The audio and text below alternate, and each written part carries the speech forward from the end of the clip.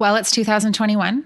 2020 is behind us, and chances are you are setting some goals or resolutions or intentions or whatever you want to call it for this year.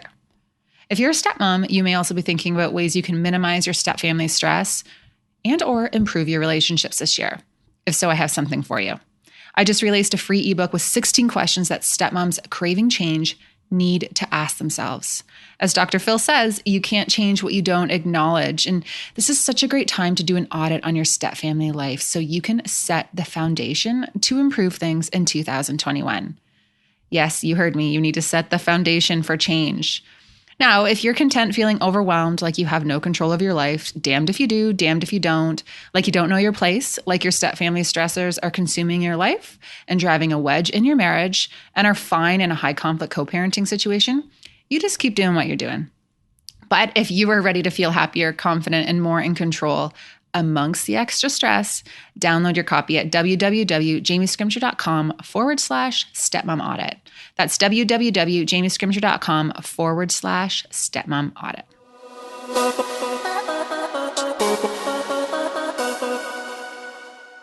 Hello, guys.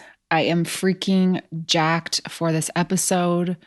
Welcome to the Kick-Ass Stepmom podcast. It is the first episode of 2021. And wow, I'm so excited about this year. I really, really am. And for a few reasons. First thing, I think we all learned a lot of lessons in 2020. And, all of the hardships really helped us get clear on what we want to focus on, what we don't want. And now it's time to implement those lessons in life. Seriously, if you have not thought about it, I want you to stop and ask yourself, what did I learn in 2020? And how is that going to shape how I show up in 2021? Don't let those lessons go to waste. Yes, we are getting into it right away this year. There's going to be no fluff. So the second reason I am jacked for this year is I'm amping things up in the exclusive stepmom community. If you're not familiar with the community, it is my private membership for stepmoms who are looking for next level stepmom support, conversations on a platform that is entirely off of social media. So this year, in addition to the private forum, the live calls, the exclusive interviews with experts, the unfiltered conversations, the tell-all podcast episodes that I don't share anywhere else, we are adding in some more of the personal development content. Journal prompts, life hacks, strategies that will improve all areas of your life. And here's why. As I said in my ebook, 101 Ways to Be a Kick-Ass Stepmom, being a better stepmom doesn't come from resources on how to be a stepmom. It comes from becoming confident and secure in who you are, improving your relationships and communication strategies, setting boundaries, and straight up becoming confident in how you are showing up in life. If you want change, it starts with you and it starts with working on yourself. So we've added that to the content in the community. It is so good. It is so exciting. And we've also added a little digital magazine to the membership. So each month you'll receive an online publication with some articles and strategies and real talk to support you in showing up as your best. In this month's edition, my husband Darren actually wrote an article for stepmoms with his tips and what he wants you to know if you want to improve your stepfamily life this year. It is so good. And so if you are a member, you can get all of this in the community. And if you're not, I highly recommend joining the community. And I'm not just saying that because I created it, but because this year my goal is for everyone in this community to look back on 2021 as the year that everything changed. Plus, I love connecting with all of you in the private forum. So you can find me in the Ask Jamie section. I am there to support you when you need it. You can ask me questions. I like to check in over my morning coffee. Guys, this platform is exactly the type of support that I wish I had when I first married Darren and became a stepmom. So www.jamiescrimshaw.com/membership if you want the details.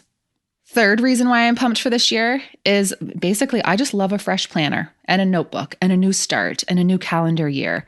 And while I know that things don't just change when the clock turns or the year changes, there is a lot of negativity around this year and around 2020. And rightfully so. It was a shit show for so many reasons. And I think that so many of us can benefit from the mindset that comes with feeling like you get a fresh start. And today's episode fits in with the whole new year, new beginning mindset. I am so pumped. Today, I am interviewing Jen Sincero, New York Times bestselling author, success coach, speaker, and straight up badass woman who is all about taking control of your life. Everyone always asks me my favorite personal development books, and hers are always on the list. Specifically, You Are a Badass, How to Stop Doubting Your Greatness and Start Living an Awesome Life, and You Are a Badass at Making Money, Master the Mindset of Wealth. Those are two of my all-time favorite books. She also just released a new book, Badass Habits, which is just as good. I've read it once and I'm now working my way back through it with pen and a journal. It is just, guys, I highly recommend. Her books have been part of my morning routine for a couple years now, and I'm not blowing smoke when I say that her blunt, to the point, kick in the ass style has inspired a lot of the changes that I've made in my life over the last few years. Jen and her work have appeared in a variety of media outlets, including New York Times, Dr. Oz Show, Oprah Magazine, Success Magazine, Money Magazine, Forbes, Fast Company, Bloomberg, Cosmo, and The Howard Stern Show, and more. In this episode, Jen shares how she went from a struggling freelance writer living in a converted garage in an alley to a New York Times bestseller, traveling the world with a successful global brand. We talk about what Jen did to change her life, how our belief about money and who we are affect our success, what it really takes to meet goals and create lasting change, what's holding most people back, and the importance of setting boundaries and how that relates to creating habits that stick. Guys, I am so incredibly honored to have Jen on my podcast. And before we get to this episode, I want to tell you something. I have a list of dream podcast guests that we reach out to fully expecting crickets. But you don't know if you don't try. And if you want to take things to the next level in your life, you need to get out of your comfort zone and just be okay with getting a big, fat no. Jen Sincero was on the list of dream guests. I also just scheduled another dream guest that was on this list, and I'm going to tell you more about that in a few weeks. But I'm telling you this because I want to remind you, just freaking go for it, okay? So I'm so excited to share this conversation with you. Please check out Jen Sincero at her website, www.jensincero.com. I will link it in the description. You can check out her list of best-selling books. She also has lots of coaching programs. And if you're listening and you're loving this podcast, do me a favor, share it out on social, tag at Jen Sincero, at Jamie Scrimger. You guys spreading the word is what helps this podcast grow and will help us continue to get badass guests like Jen Sincero on the show. Love you guys. Thank you for all the support. Let's make 2021 the year we level up, crush our goals, and stop playing small. Welcome to the Kick-Ass Stepmom podcast. I'm Jamie Scrimger, wife, mom, stepmom, life coach, conversation opener, and BS caller. 7 years ago, I found myself sitting on the bathroom floor with a glass of wine, bawling my eyes out, wondering what the heck I was thinking, marrying a man with 3 kids and an ex-wife. Don't get me wrong, I was madly in love, the kids were great, but as a 26-year-old with zero experience in the parenting department, I was in over my head. When I went to the internet for support, I was disappointed with what I found. So I decided to create the type of support that I was looking for. Raw and real conversations about all things motherhood, stepmotherhood, and living a kick-ass life. Life can be hard, really freaking hard. But each week I'll bring you tips and strategies and mindset shifts to help you thrive amongst the tough stuff in life. My goal is to inspire you to live your version of a kick-ass life. We'll bring you along as I create my own. Let's do this. Jen, welcome to the podcast. Thank you so much for having me. Oh, I'm so excited for this conversation. If you knew how many times I referred to your books in the morning, I have a morning routine where I just kind of wake up and get my head on straight and do a little journaling before any little people say my name. You're definitely one of the top books that I refer to and I tell this community about. So I'm so excited to have you on. You are the best. Thank you so much. No problem. So, you know what? I was thinking, like, where do I even start? But I thought maybe not quite at the beginning, but you went from a struggling freelance writer, you were living in a garage that was a converted garage in an alley, is what your book said. And now you're a New York Times bestseller, internationally known speaker, coach, traveling the world. Why don't we start there? Because you talk about there's a moment in your life where you're like, yeah, something has to change. Can you kind of explain what happened there? I think what happened with me happens with a lot of people where it's almost like an aha moment. I was thinking about this today. Like there was no like lightning bolt or suddenly I was like, I'm going to do it. I think after hearing myself for literally decades complaining about being broke and not being able to afford the stuff I wanted to do, and after a while I just couldn't take it anymore. It was almost like it just became too painful. So it wasn't one big blast moment where, I almost got hit by a bus or discovered something horrible was happening. It was more of a buildup. And I sort of refer it to an aha moment because it was something I kept hearing over and over and over. Like the phrase, I can't afford it, I heard over and over every day from my own mouth. And I think I just eventually couldn't take it anymore. So I started making little changes in the direction that I wanted to go. And the more I made those little changes, the more serious I got and the more of a concrete decision I made to do whatever it takes. Does that make sense? Yeah, no, for sure. And Mm. part of that change for you, you invested in yourself. You Hmm. Was it a conference that you invested in or coaching? Oh my gosh. Well, considering the fact that my whole deal was around being broke, the idea of actually investing in myself was terrifying. Like, so against my penny pinching, scrimping, just constantly in terror about money. So it was a huge leap for me. And I started investing, gosh, I guess, yes, going to seminars on money and then coaches would get up on stage and talk about their stuff.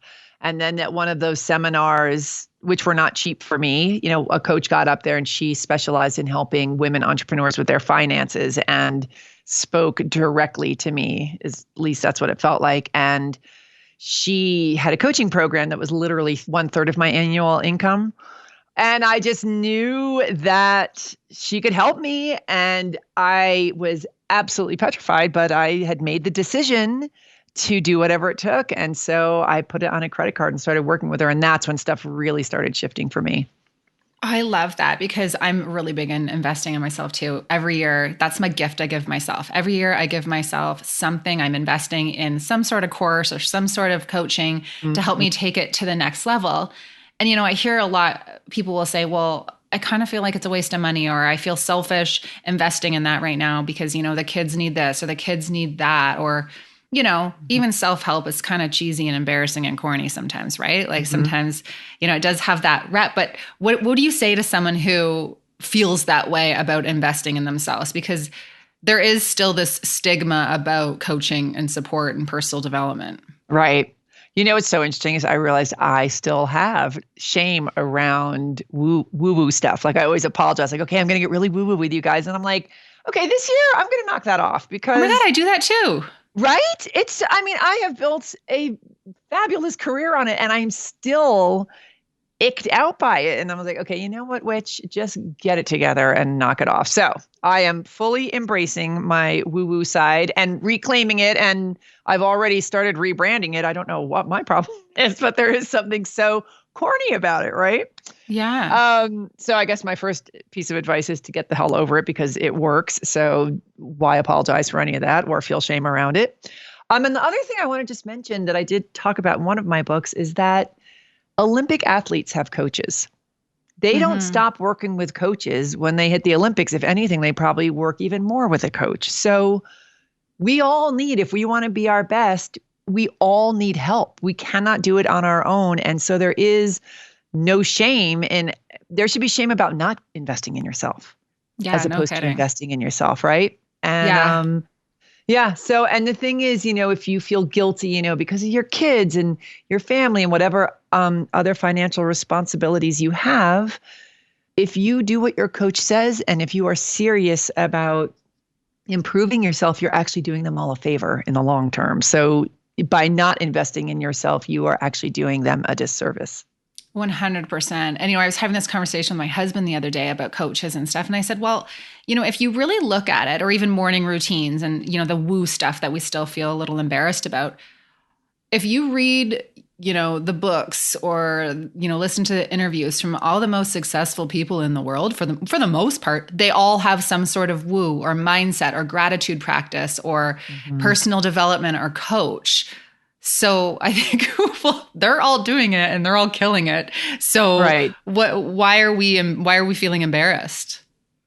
I'm actually really curious. Why are we? Like, I is it don't because know. it's not science based? Is it because it's too fluffy and quote unquote unproven? Meanwhile, we are on a ball in infinite space, zipping through eternity. Like, who decided that anything woo woo? Why does everything have to be based in, I don't even know, based in what? Like, the whole experience of life is completely insane if you think about it for more than 2 seconds. So, why not manifest the things that you think about and speak about all day long? Well, Why not? yeah. Yeah. Well, I will say, and this is a little bit of a sidetrack, but I do think right now there's a lot of woo out there about mindset online and all of that. And there's not a lot of inspired action behind it. So I do think it's important to say, like, you manifest, you practice gratitude, be who you want to be, but you also need to do the work. Mm-hmm. So I think there might be a little bit of that, but I don't know. It's definitely interesting. Yeah. Now, in Huh. your book, you are a badass at making money. You said, and this is, to go on that, if I had spent the same amount of time and focus that I put into freaking out about not having money, cutting back on expenses, finding the deals, etc., I would have been driving a car with working windshield wipers years before I actually did. Mm. What did you mean by that? I get it, but I just want to, it's such an important point that I just want to hammer home for this community because it's so true. I think we often, when we're in fear, put much more emphasis on cutting back and penny pinching rather than expansion and figuring out how we can make more and expand our realities instead of shrinking down and cutting back.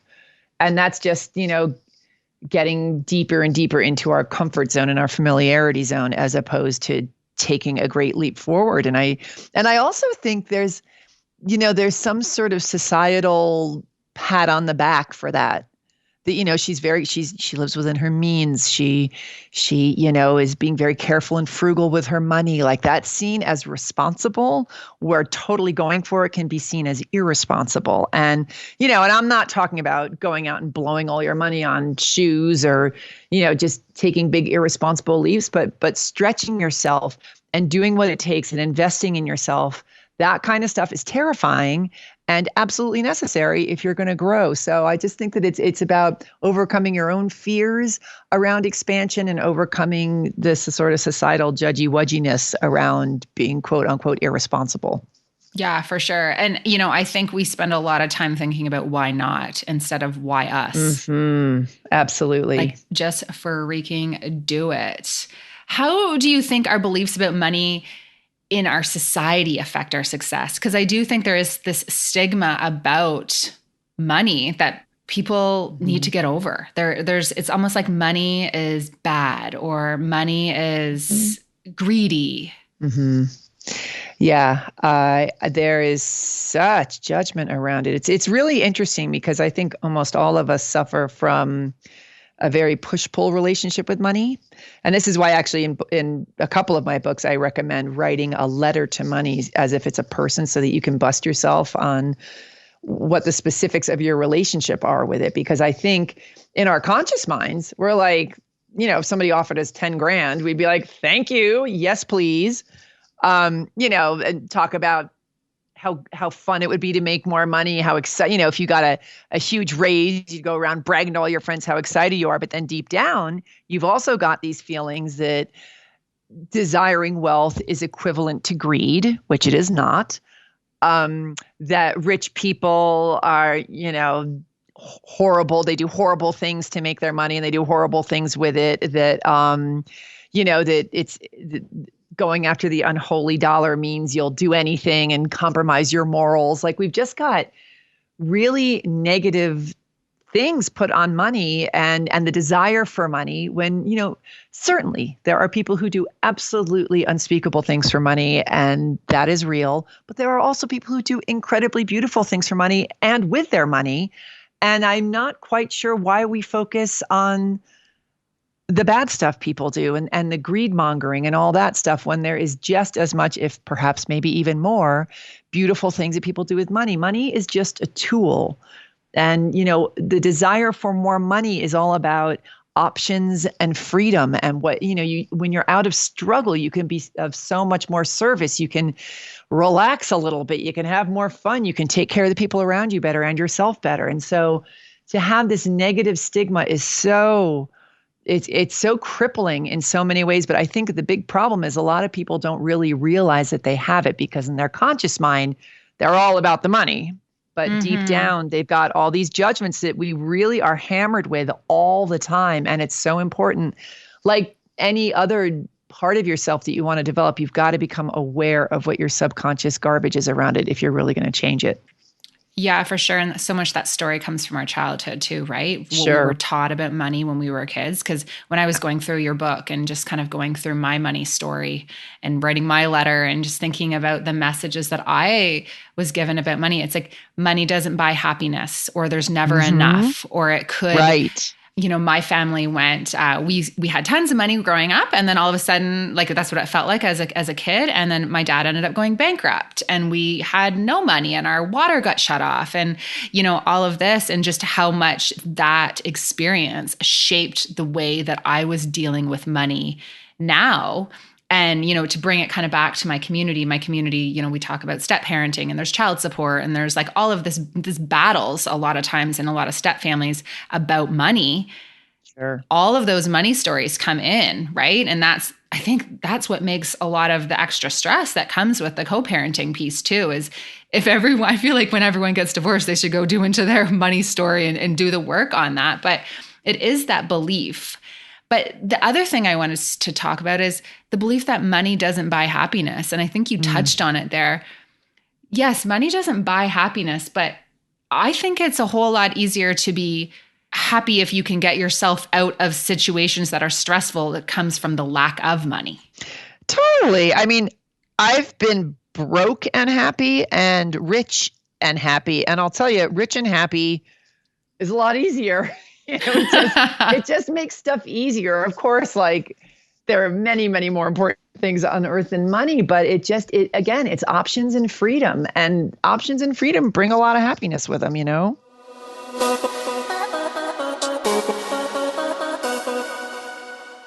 All right, this one is for the coaches, entrepreneurs, creators, or anyone with a service-based business.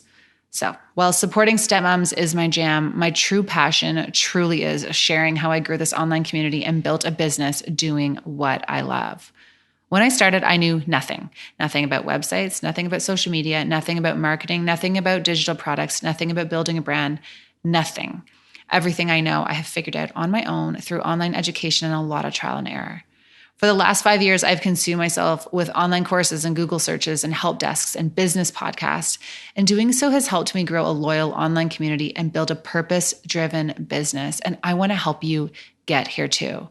I am so excited because I am kicking off 2021 with a coaching program for digital entrepreneurs. I want to show you how to position yourself as the expert in your online space, grow an email list, and write email newsletters that people actually are excited to open. Create social media content that your community actually engages with. Create content that converts and moves your business forward. Make good money doing what you love. Grow a loyal online community. Come up in search. Optimize your website for SEO. Increase sales and sell products without feeling like a freaking slime ball. I want to show you how to cut the fat in your business and focus on what's moving you forward and create an individualized strategy that will take your business to the next level. So if you are ready, this is a 4-week program loaded with information and strategies that you need if you want to do just that. In addition to 4 group calls, you also get a 60-minute one-on-one session with me. And I will do a brand audit on your website and social media and the opt-ins that you have and give you personalized feedback on how to level up. So if you're interested, head to www.jamiescrimshaw.com/stop playing small to sign up. I am so pumped for this. This is going to change the game.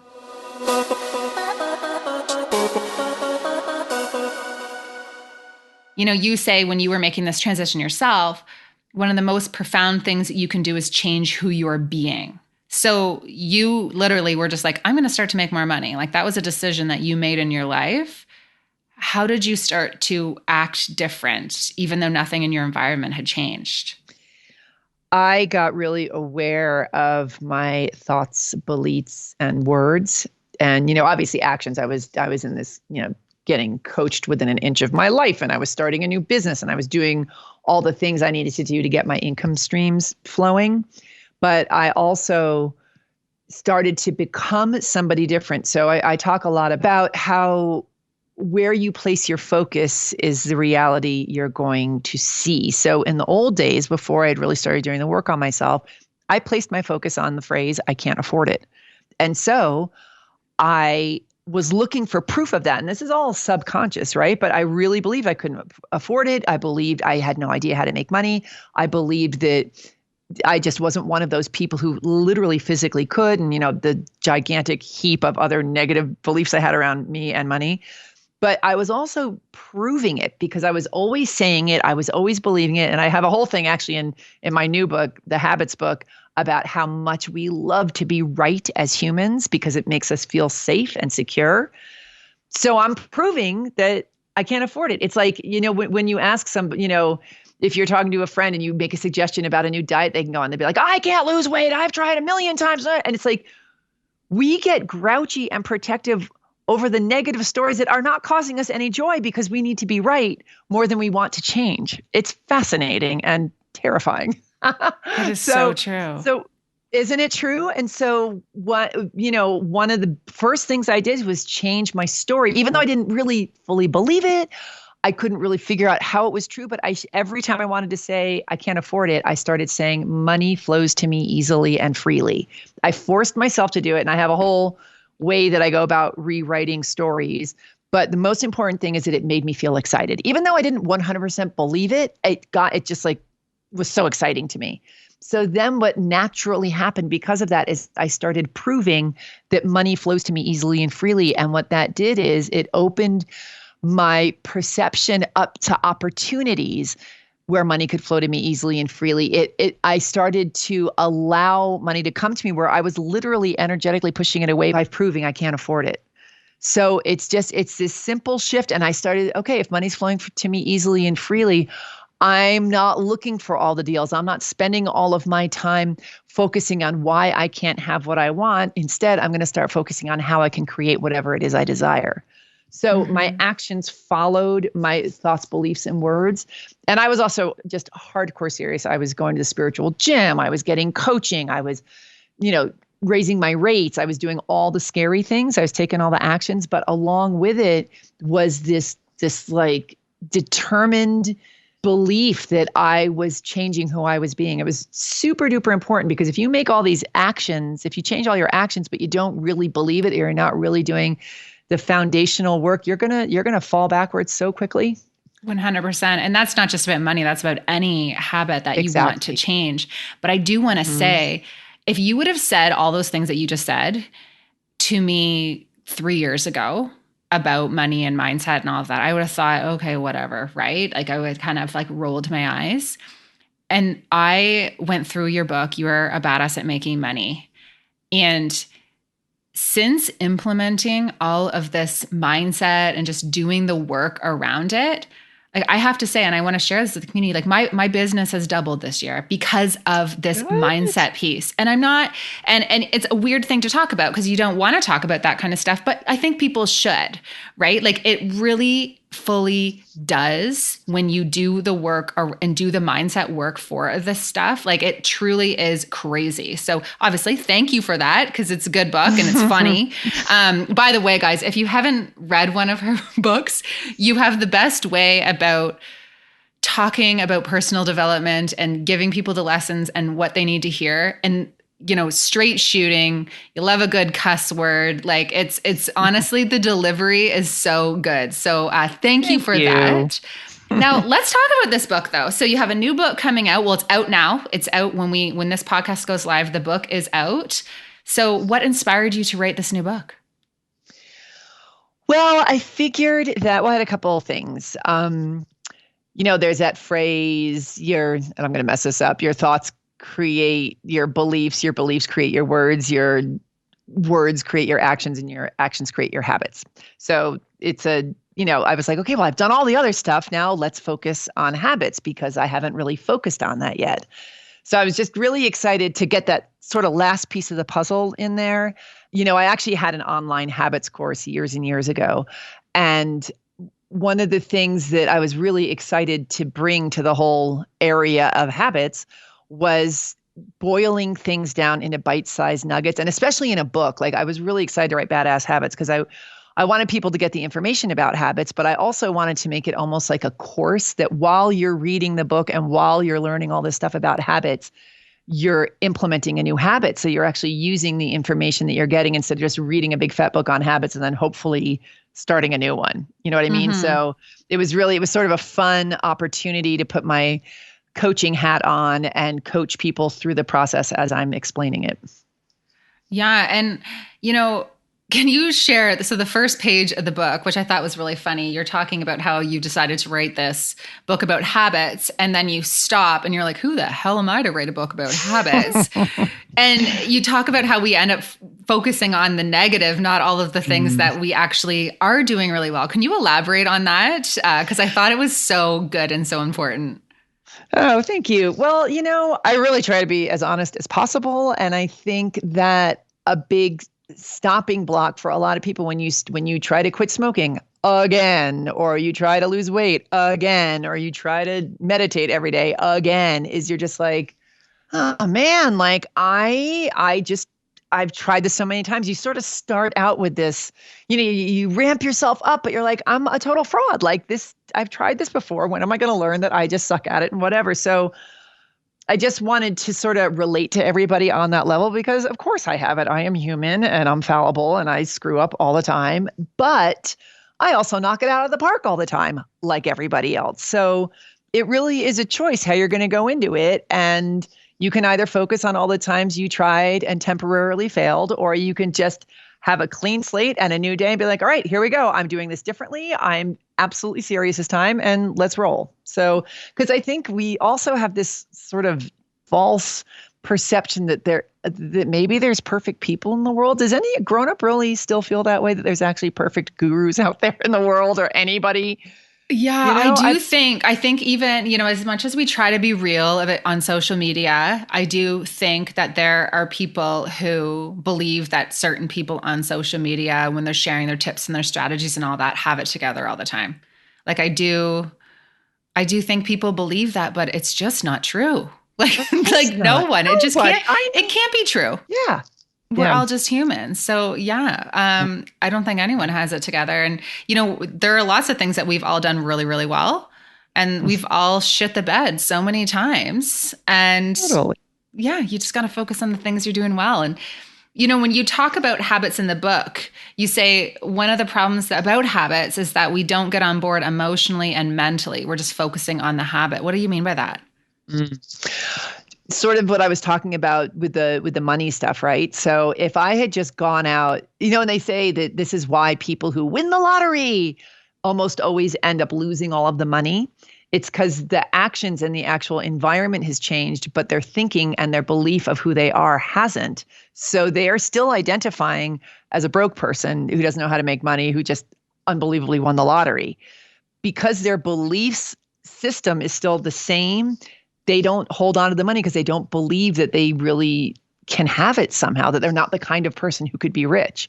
So I think when we start to change our habits, doing this foundational work is so critical because think about it, if you're somebody who wants to quit smoking, but you still identify as a smoker, then you're a smoker who's trying to quit smoking.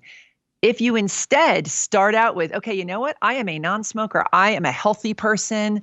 I have pink healthy lungs. I do things that are great for my body and quit smoking. That's a very different level that you're starting out from.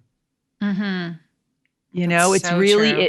yeah, it's a huge, huge piece. And I don't think a lot of us think about that when we try to change a habit. We're totally focused on the actions we take. And I think that is one of the main reasons that we don't stick with them. And that could apply to relationships too, right? When people are trying to improve their relationships or, their step Mhm. family life or their relationships with their partners or just whether they're successful in any area of their life. If you don't believe it, you don't believe you deserve it, it's not Mhm. going to happen. Absolutely. Yeah. So you talk about boundaries in the book. And, before I read this, I wouldn't have linked boundaries and habits together. But you have a really good point. So, what do you say to people who want to set boundaries but are concerned with how people in their life will react? And what does this have to do with habits anyway? It's a great question because it is something that stops people dead in their tracks with any change in their lives, right? So, how can I say this in under 45 minutes? So, when you decide to lose weight, to get married, to make money, if you've always identified as somebody who doesn't do those things, and then you decide to make a big, exciting change in your life, it automatically upsets the people around you, often subconsciously, because you're shifting who you're being and you're changing your identity and you're basically killing off their pal. They know you as this other person and you've decided to change. So that freaks them out. And that's why they're all, quote unquote, worried about you and telling you how it's not going to work and trying to hold you back, under the guise of because they love you, right? Mm-hmm. And also sometimes they'll make fun of you or, whatever negative things they're going to do to you. And it's because they're in so much fear about it. You are also holding up a mirror to them saying, hey, if I can do it and we're at the same level, then you can do it. And that is basically unsolicited advice. And people are very grouchy when you get them unsolicited advice when they're not ready for it. So Word. the same, right? And so, and I am sure you've had this experience where when you've really grown, you've probably shed a few old friends who couldn't step up and rise up and be happy for you. We all shift and things change. That's just the way it is. So when it comes to setting boundaries, which are critically important for good habits, it's going to piss a lot of people off probably because you are putting yourself first, God forbid. You are being protective of the things you need in order for yourself to grow. And while it may be uncomfortable at first, the people who really value you and respect you and love you, well, not necessarily even love, but value and respect you and are available to watch you grow, will figure it out sooner or later. The ones who then take it on as you're changing and killing my buddy and you're showing me how I could actually stand up for myself in a bigger, better way are going to get grouchy and pissed off. And you just have to make that choice. Like, what is more important? Your growth as your one and only chance to be the you that is you on planet Earth, or staying small and shrinking so that the people around you don't get uncomfortable.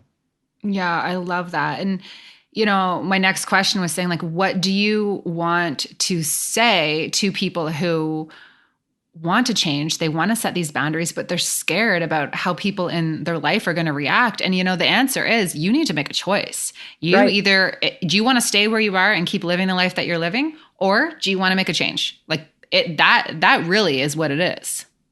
And I also talk about how you're responsible to other people. You're not responsible for them. And here's the other thing that I think is so interesting. When you set a solid boundary, it actually really benefits everybody around you because if you're wishy-washy, and I'll say like you also asked about how boundaries affect habits. So if you have wishy-washy boundaries and you've decided that you're going to get up and run every morning, but you let, and it's really a lot of times about time, setting boundaries around your time, right? Because you need time to do the stuff you need to do. You may also need to put boundaries around negative talk and hanging out with negative people. If you're quitting drinking, you might need to put a boundary up about going to bars and hanging out with people who are getting drunk all the time. So these boundaries that are making you healthier and growing in a direction you want to grow, when you're not clear about them, and let's say you go to the bar with your friends because you don't want them to feel bad, but you don't want to be there, what happens? You get really resentful and you get all passive aggressive-y. And then we don't really know what's going on. People are mad and there's all this like lame, unspoken stuff. Whereas if you just set a damn clear boundary, said, I'm not going to the fucking bar with you tonight because I'm not drinking and I love you to death. Let's go out for coffee tomorrow. That's a lot better.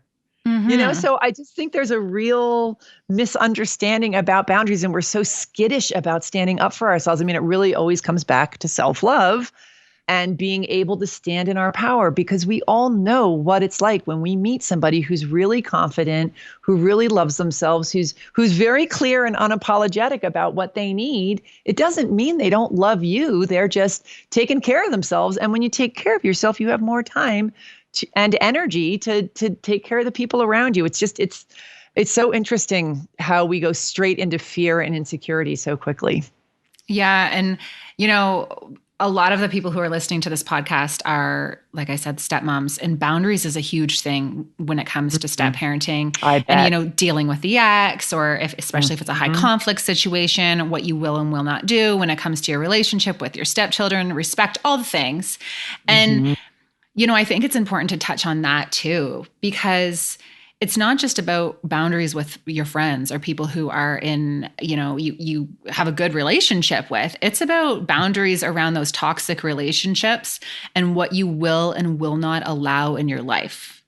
Absolutely. And absolutely. Yeah. That's where I think we get really, really stuck too, because we're trying to be everything to everyone. And you can't have good habits and set good boundaries by trying to please everyone. It goes back to, what was that quote from your book? Because I did write it down. Actually, it's in my quote book now. When it comes to boundaries, you are there for people, but you just said it. You're responsible to other people, not for other people. Right. So like you're how responsible good. to them. Yeah. But you're not responsible for their reactions. If they want to freak out and throw a temper tantrum and say you're a horrible stepmom, that's actually none of your business. And again, like I also think you don't have to be an expert at these things right out of the gate. Like you set a boundary and you see how it goes. Like you don't know what you're doing, but you can really rely on your intuition and really sit and spend some time with it. I think the problem is we don't really sit down and think, okay, what am I available for? What am I not? It takes 5 minutes to get really clear on it. And then you feel the emotion around it. You sit with it, and then you take it out to the world. And you can course correct if it's not working or if you realize you've made a mistake. But I think the key is with all of this is to sit down just for a couple of minutes and get into some very specific ideas and strategies and thoughts and beliefs and move forward with it. I think we just wing it too often and just hope for the best, Pen to paper can go a long way, just like getting it all out there. Yeah. So last question for you. If someone listening to this is like, okay, this was good. Mindset, I need to be who I want to be. And they're feeling motivated. They want to make some changes in 2021, which I think that everyone wants to make some changes in 2021. What, other than buying your book, what's the most important thing that they should focus on? Buying all my books. Yeah, actually, no, honestly, buy all her freaking books because they're really good. The most important thing, well, I say this all the time, but I just can't come up with a better answer. So I'm just going to say it again. Doing the thing that scares you the most. Going through the processes that we've been talking about, becoming aware of what your story is, changing your story, getting into specifics, all that stuff. But I think really when it comes down to it, you're going to get an intuitive hit, or an opportunity is going to present itself, or a conversation is going to have to happen that you're so not going to want to do. But in your gut, it would be really good. And that is in that split second, you've got to be like, I'm doing it because I'm serious about growing and I'm serious about making my life better, and I'm doing it. So you've got to look for the thing that scares the hell out of you that is the right thing to do, instead of looking for the excuse not to do it. Yeah. And it really helps me in those situations because I can, like everyone, you're just like, I don't know. Ask yourself, like, what's the worst thing that can happen? Hmm. I'm going to do this. It's freaking scary. I feel sick to my stomach about it. It's out of my comfort zone. What's the worst thing that can happen? So, Okay. Then what am I going to do? yep, Okay. Then I'm still going to be fine. Still going to live a good life. Yep. Okay. All right. Like, you know what I mean? Like just processing through what happens if. yep, Love it. yeah. Okay. Right. Thank you so much, Jen. I have to say, you are definitely, I was telling you this before we hopped on, but you are one of my favorite authors. You are a part of my morning routine very, very often. And I'm going to link all of your books for everyone below because honestly, if you can't afford coaching right now, if you're sitting there being like, I want to invest and start taking baby steps, these are the books for you. Well, thank you so much. This was a blast. I really appreciate it. All right. Thank you so much for your All time. right. Yeah. Take care. Okay, guys, if you like this podcast, please do me a little favor.